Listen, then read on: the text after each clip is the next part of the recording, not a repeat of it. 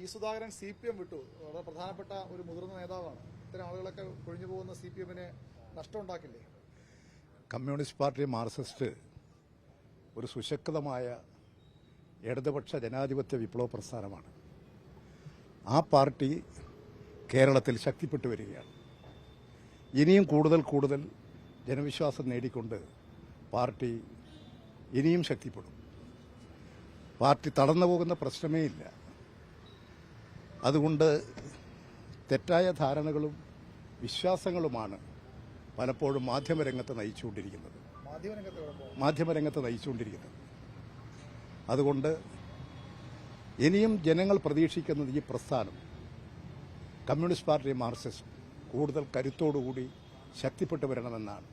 ഇന്ത്യയിലെ ഇടതുപക്ഷ പുരോഗമന പ്രസ്ഥാനങ്ങളുടെ ഒരു പ്രതീക്ഷയാണ് ഈ കേരളത്തിലെ കമ്മ്യൂണിസ്റ്റ് പ്രസ്ഥാനം, ഇടതുപക്ഷ പ്രസ്ഥാനം, CPIM.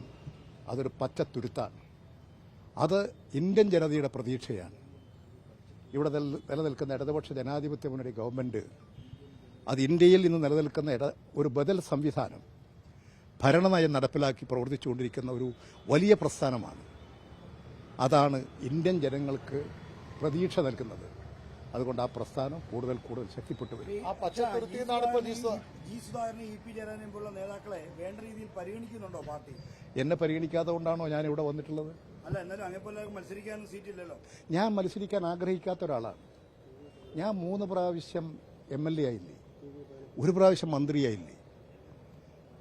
എൻ്റെ പിൻഗാമികളായിട്ടുള്ള ഒരുപാട് യുവസഖാക്കൾ, വനിതാ സഖാക്കളൊക്കെയുണ്ട്.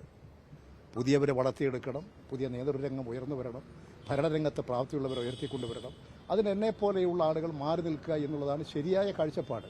ഞാൻ ആ നിലപാട് സ്വീകരിച്ച് പ്രവർത്തിക്കുന്ന ഒരാളാണ്. EP 3 തവണ MLA, 1 തവണ മന്ത്രിയും, സുധാകരൻ 5 തവണ MLA, 2 തവണ മന്ത്രിയും, മുനിസിപ്പൽ ചെയർമാനും ഒക്കെ ആയിരിക്കും. അതൊക്കെ അനുഭവ സമ്പത്തുകളാണ്. എന്നിട്ട് മോഹം തീരാത്തുന്നുണ്ടായിരിക്കും. ഓരോ മനുഷ്യന്റെയും പ്രത്യേക പ്രശ്നങ്ങളും കാര്യങ്ങളുമാണത്.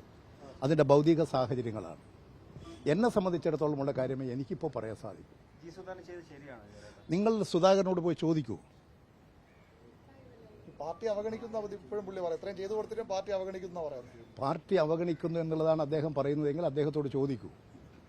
അദ്ദേഹം എല്ലാ കാര്യങ്ങളും വിശദീകരിക്കുമെന്നാണ് എനിക്ക് തോന്നുന്നത്. അങ്ങ് ചെറുപ്പത്തിൽ കണ്ട നേതാവാണല്ലോ, അങ്ങനെ പാർട്ടി അവഗണിച്ചിട്ടുണ്ടോ സുധാകരൻ? ഞാനും അദ്ദേഹവും, ഞാൻ KSYF-ന്റെ സംസ്ഥാന സെക്രട്ടറി ആയപ്പോൾ എൻ്റെ സംസ്ഥാന കമ്മിറ്റിയിലെ ഒരു ഉപഭാരവാഹിയായി പ്രവർത്തിച്ച ആളാണ്. ഞങ്ങൾ വിദ്യാർത്ഥി രംഗത്ത് ഒന്നിച്ച് പ്രവർത്തിച്ചിട്ടുള്ളവരാണ്. പാർട്ടി രംഗത്തും ഭരണരംഗത്തും ഒന്നിച്ച് പ്രവർത്തിച്ചിട്ടുള്ള അനുഭവമുള്ളവരാണ്. അതുകൊണ്ട് പല സഖാക്കളുമായിട്ട് വലിയ വ്യക്തിബന്ധങ്ങളും അതുപോലെയുള്ള അനുഭവങ്ങളും ഒക്കെ എനിക്കുമുണ്ട്. ആ അനുഭവങ്ങളെല്ലാം എൻ്റെ രാഷ്ട്രീയമായ കരുത്തിനെ വികസിപ്പിക്കാനും എൻ്റെ രാഷ്ട്രീയ നിഗമനങ്ങളെ ശക്തിപ്പെടുത്താനും വേണ്ടി ഉപയോഗിക്കുക എന്നുള്ളതാണ് എൻ്റെ രാഷ്ട്രീയ കാഴ്ചപ്പാട്. അത് ഞാൻ നിർവഹിക്കുന്നു. സുധാകരൻ തള്ളിപ്പറയാറായിട്ടില്ല അല്ലെ? ഇനിയും പ്രതീക്ഷയുണ്ടോ CPM-ന്? അതൊന്നും ഏതെങ്കിലും തള്ളിപ്പറയുക എന്നുള്ളതല്ല CPM കാഴ്ചപ്പാട്. എല്ലാവരെയും കൂട്ടി യോജിപ്പിക്കുകയാണ്. കാരണം ഈ പ്രസ്ഥാനം ശക്തിപ്പെടണം. ഈ പ്രസ്ഥാനത്തിന് ക്ഷീണമുണ്ടാകുന്നത് ഇന്ത്യയിലെ പുരോഗമന ജനാധിപത്യ പ്രസ്ഥാനങ്ങൾക്കുണ്ടാകുന്ന ക്ഷീണമാണ്. അത് സംഭവിച്ചാൽ എന്ത് സംഭവിക്കും? ഇന്ന് സോവിയറ്റ് യൂണിയൻ തകർന്നു. അതിന്റെ മഹാദുരന്തമാണ് ഇന്ന് ലോകം അനുഭവിക്കുന്നത്. ഒരു യുദ്ധം എത്രമാത്രം ഭീകരമാണ് ഇന്ന് ലോകത്തിന്റെ മുമ്പിൽ. ആ ലോകത്തിന്റെ മുമ്പിൽ ഇങ്ങനെ ഒരു സംഭവം ഉണ്ടായത് സോവിയറ്റ് യൂണിയൻ ഉണ്ടായിരുന്നെങ്കിലോ ഈ ആപത്തുണ്ടാകുമായിരുന്നോ? ഒരു സോഷ്യലിസ്റ്റ് രാജ്യം സോവിയറ്റ് യൂണിയൻ തകർന്നുപോയി. ഇടതുപക്ഷ പ്രസ്ഥാനങ്ങൾ, കമ്മ്യൂണിസ്റ്റ് പ്രസ്ഥാനം തകർന്നുപോയി.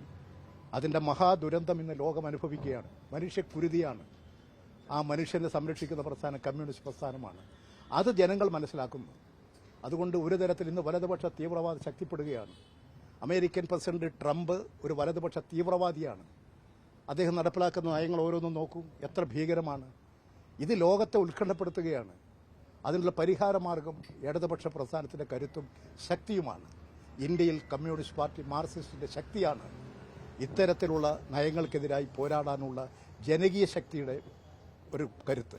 ഈ ലോകരാഷ്ട്രങ്ങളിലെ പ്രശ്നങ്ങൾ CPM പറയുമ്പോൾ അങ്ങ് പ്രസംഗിക്ക് വരെ കളിയാക്കാറുണ്ടായിരുന്നു. ഇപ്പൊ യുദ്ധം വന്നപ്പോൾ അത് എങ്ങനെ തോന്നുന്നു?